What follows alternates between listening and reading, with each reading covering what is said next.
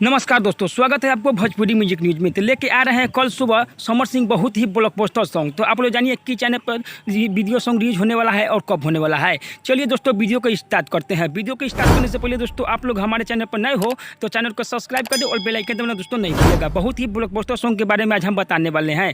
जब जब पियवा रोआई बहुत ही ब्लॉकबस्टर सॉन्ग है। तो जानिए कि चैनल पर सॉन्ग का वीडियो रिलीज होने वाला है और कब होने वाला है और कितने बजे होने वाला है। आज हम सब अपडेट लेके आए हुए हैं।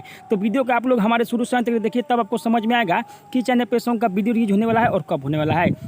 चलिए दोस्तों वीडियो को स्टार्ट करते हैं, यानी वीडियो के आगे बढ़ाते हैं। इस सॉन्ग को लिखे हुए हैं यादव राज, राइटर यादव राज इस सॉन्ग को लिखे हुए हैं। संगीत से सजाए हुए हैं आर्या शर्मा। हाँ दोस्तों, आर्या शर्मा म्यूजिक से सजाए हुए हैं। बहुत ही ब्लॉकबस्टर सॉन्ग है। गाए हुए हैं समर सिंह। तो कल सुबह 6:15 पर समर सिंह ऑफिशियल चैनल पर रिलीज होगा। समर सिंह ऑफिशियल प्रेजेंट पर रिलीज होगा। तो देखिए बहुत ही ब्लॉकबस्टर सॉन्ग है।